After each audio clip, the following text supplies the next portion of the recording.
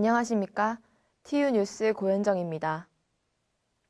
그럼 먼저 47회 주요 소식 보겠습니다.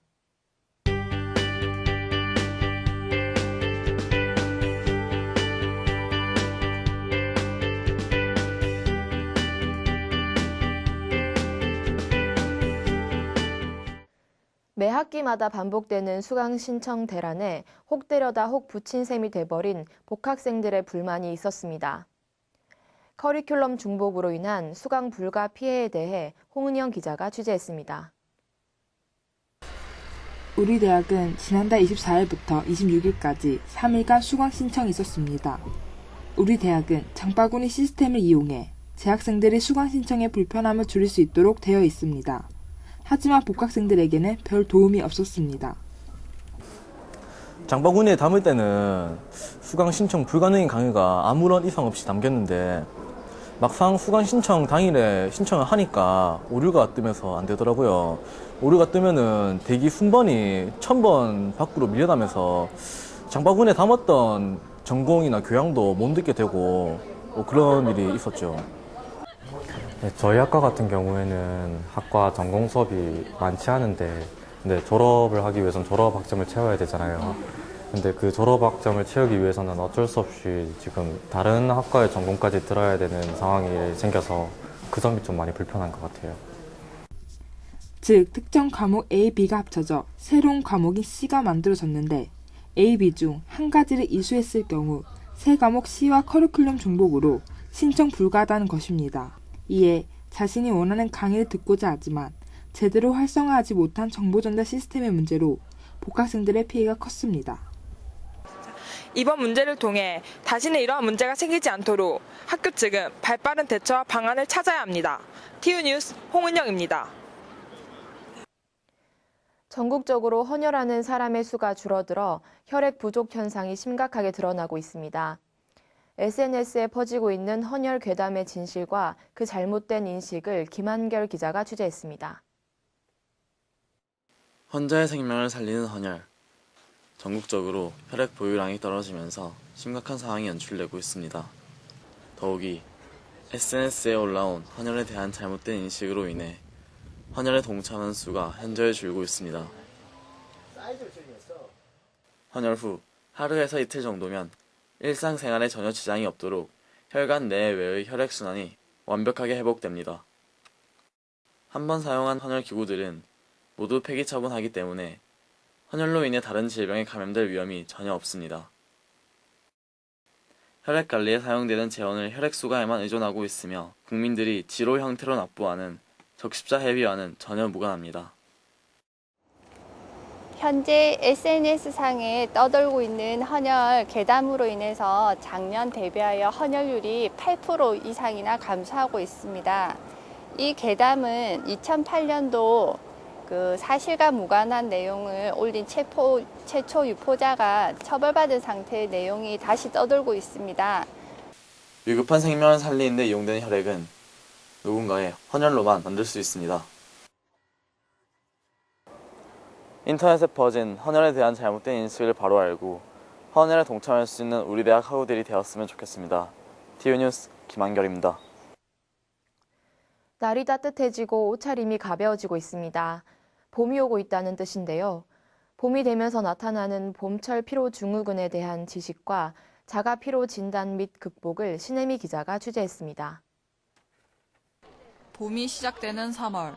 날은 따뜻해지고 사람들의 옷차림도 가벼워졌습니다. 하지만 이맘때쯤이면 오후에 쉽게 피곤해지고 무기력해집니다. 봄철 피로 증후군 때문입니다. 춘곤증이라고 불리는 이 증후군은 계절의 변화를 신체가 따라가지 못해 일시적으로 생기는 생리적 부적응 현상으로 일종의 계절병입니다. 보통 3월 중순에서 4월 초에 나타나는데 1주에서 3주 정도 지나면 이러한 증세는 사라집니다. 하지만 더 오래 지속된다면 병원에 가보는 것이 좋습니다. 자도 개운하지가 않다. 어깨가 늘 뭉쳐있다. 오후 시간이 되면 졸리다. 입맛이 없다. 눈의 피로감이 심해졌다 등 이 증상이 계속된다면 봄철 피로 증후군을 겪고 있는 것입니다. 봄철 피로 증후군을 극복하기 위해선 규칙적으로 생활하고 신체가 피로하지 않도록 내외 활동을 돕는 단백질, 비타민, 무기질 등 영양소를 충분히 섭취하는 것이 좋습니다. 가벼운 운동을 통해 근육을 풀어주는 것도 좋은 방법입니다. 영양면으로는 보리, 콩, 달걀 등 비타민 B와 채소, 과일, 미나리 등 비타민 C가 많고 입맛을 돋울 수 있는 음식을 섭취하는 것이 좋습니다. TU뉴스 신혜미입니다. 지난 8일 서면 롯데호텔 사파이어홀에서 제5기 최고 경영자 과정 입학식이 있었습니다. 최고 경영자 과정은 각 분야 리더에게 특화된 교육을 제공하는 단기 비학위 과정입니다. 이날 오거돈 총장의 축사, 서병수 부산시장 특강 등의 행사가 이어졌습니다.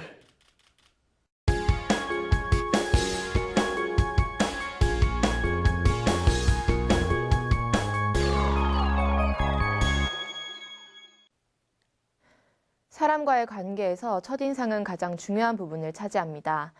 기억에 가장 오래 남게 되는 첫인상을 사로잡는 방법을 박동영 기자가 취재했습니다. 사람들은 매일 새로운 사람들을 만납니다. 사람들을 만날 때 가장 먼저 보는 것, 첫인상. 이 첫인상은 과연 얼마나 중요할까요? 그것을 알아보기 위해 설문조사와 인터뷰를 해보았습니다. 결과는 중요하다는 쪽이 압도적으로 많았습니다. 첫인상 되게 중요하게 생각해요. 사람이 첫인상 보고 판단을 내리는 데 시간이 10초도 안 걸린다 하더라고요. 그래서 이제 나중에 사회 나가서 호감을 가지려고 하면 첫인상만큼 중요한 게 없죠. 그래서 저는 첫인상. 그리고 또 호감으로 사람이 바뀌려면 되게 오랜 시간이 걸린다 하더라고요. 그러니까 그만큼 첫인상이 저는 좋아야지 이제 된다고 생각해요. 이처럼 사람의 내면적인 것까지 드러내진 못하지만 그래도 누구나 중요시 여기고 오래 기억에 남는 것이 바로 첫인상입니다. 처음 본 사람에 대한 인상은 50일이 지나도 거의 바뀌지 않는다는 연구 결과가 있습니다. 첫인상은 남녀 사이뿐만 아니라 일에 있어서도 매우 중요하고 강력한 영향을 끼칩니다. 그만큼 첫인상은 막강하고 오랫동안 지속되는 힘입니다. 또 초두효과라는 말이 있는데 이것은 처음 접하게 된 이미지와 일치하지 않는 정보가 들어오면 그 정보를 바꾸거나 제거해버리는 현상으로 처음 접하게 된 이미지를 일관성 있게 지각하려는 심리 현상입니다. 그렇다면 첫인상을 사로잡는 방법에는 어떤 것들이 있을까요? 첫인상은 미소 띈 표정과 부드러운 말투가 가장 중요한 것 같고요. 외형적인 부분은 단정하고 깔끔한 것이 가장 좋은 것 같습니다. 수많은 영화나 광고 등의 미디어는 첫눈에 반하는 사랑에 대한 스토리를 이야기합니다.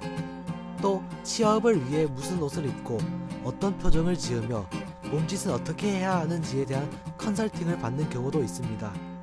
우리의 인생에 가장 강력한 영향을 끼치는 첫인상.